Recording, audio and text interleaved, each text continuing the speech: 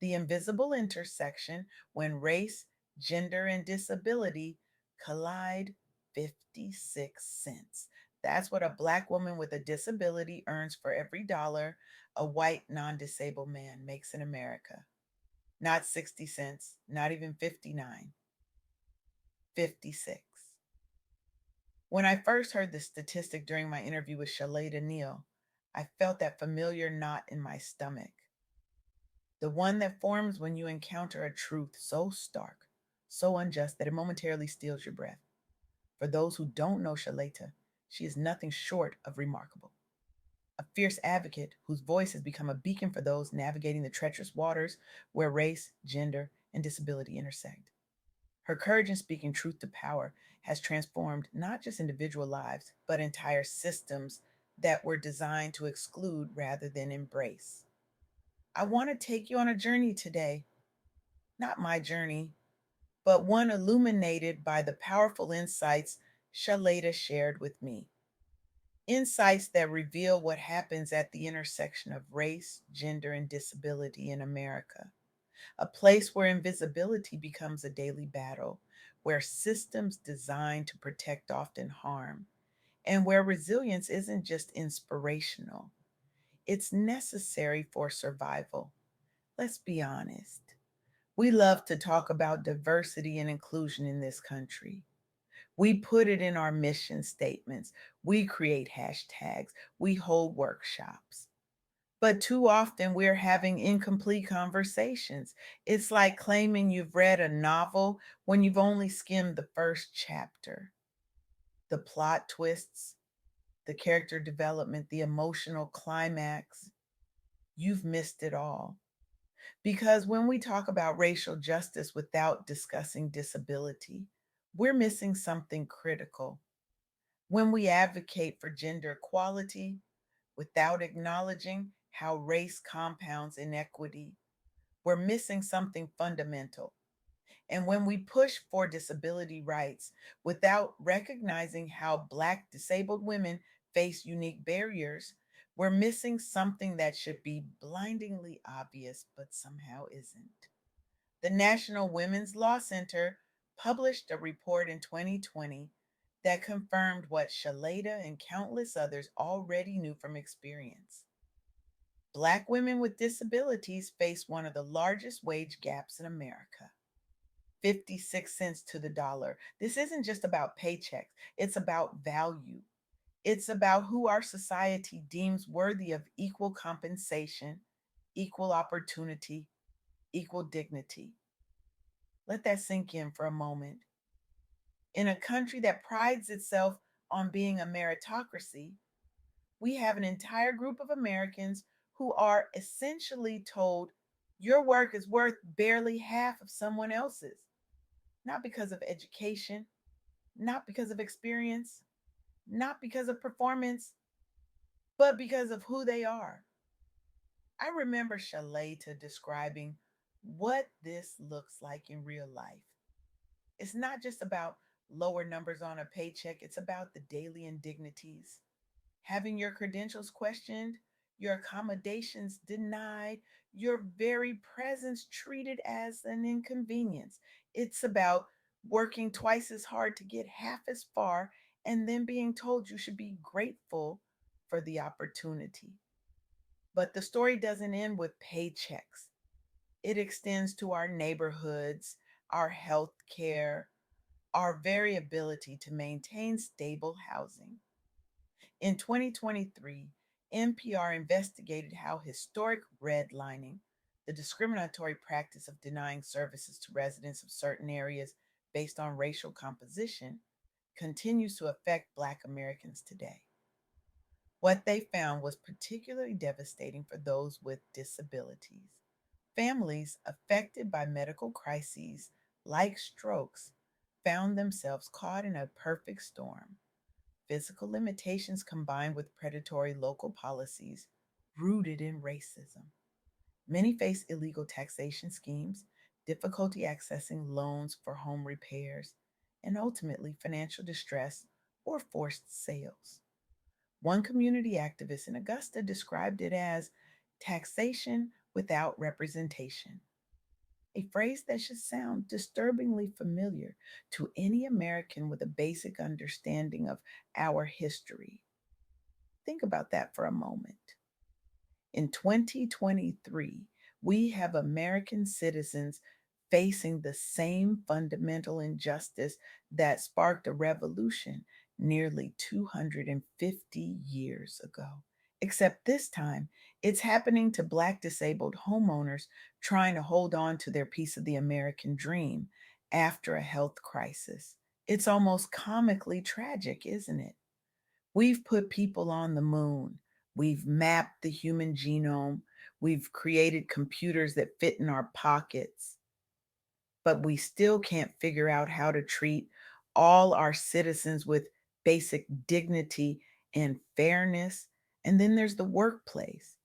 Between 2019 and 2020, the EEOC documented multiple cases against school districts nationwide where Black educators with disabilities reported retaliation after simply requesting the accommodations they're legally entitled to under the Americans with Disabilities Act.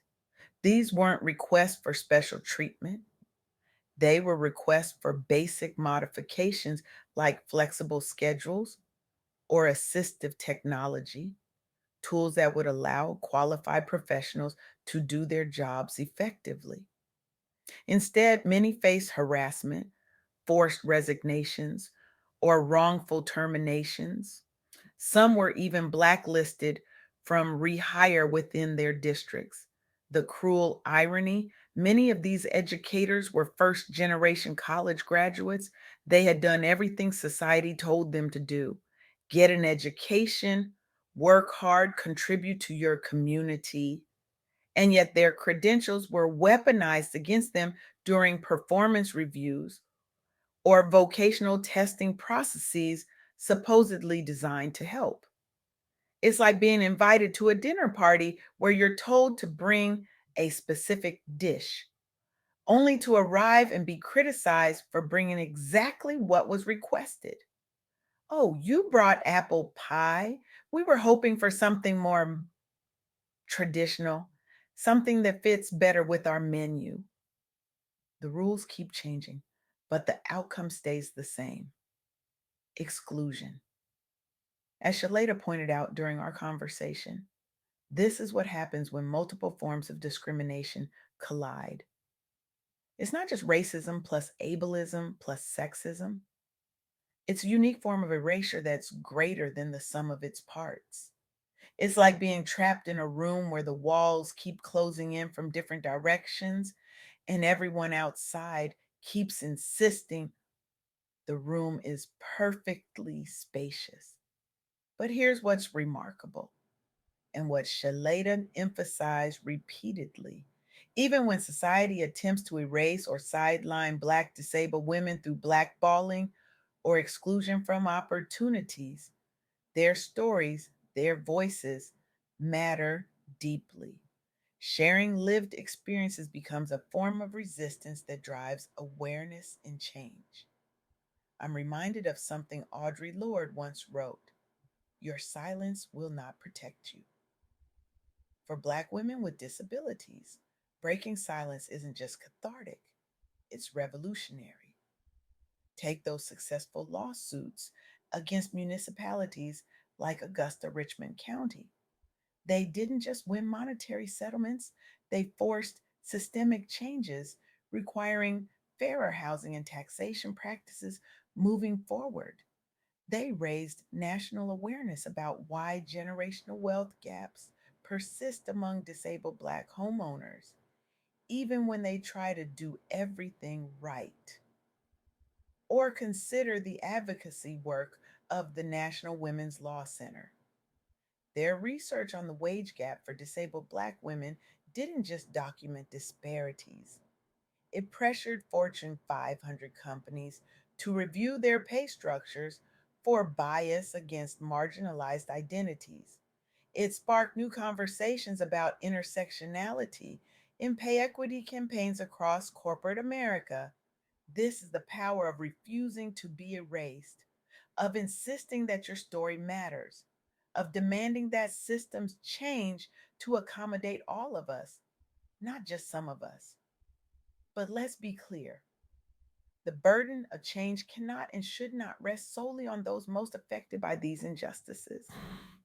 True diversity, equity, and inclusion require action at every level, especially for those who are most vulnerable to being overlooked.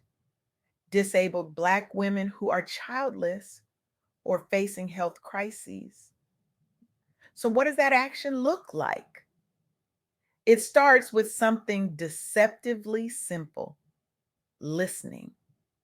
Not the kind of listening where you're just waiting for your turn to speak, not the kind where you're mentally preparing your defense or your solution, but deep, uncomfortable listening that allows someone else's reality to truly penetrate your understanding.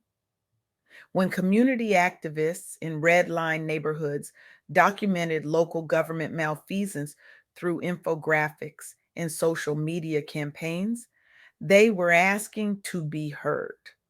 When legal aid groups filed complaints with HUD over discriminatory taxation practices, they were demanding to be heard.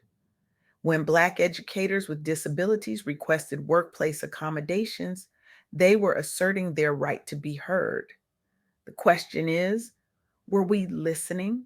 Are we listening now? Because here's what Shaleita and so many others know all too well: systems don't change because we wish them to, they change because we make them change. They change when those with power listen to those without it. They change when we recognize that accommodation isn't charity, it's justice. The ADA has been law for over 3 decades now, the Civil Rights Act for nearly six. And yet, Black disabled women still earn just 56 cents for every dollar paid to white non disabled men. They still face retaliation for requesting legally mandated accommodations. They still lose their homes after medical crises due to policies rooted in historic discrimination.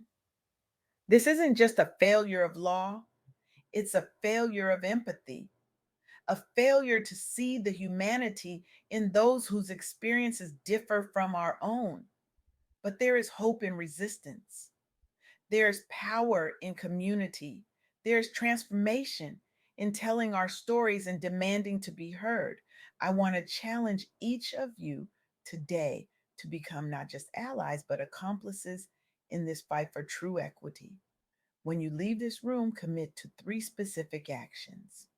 First, examine your own spaces, workplaces, schools, community organizations, and ask, who is missing from the table? Whose voices aren't being heard?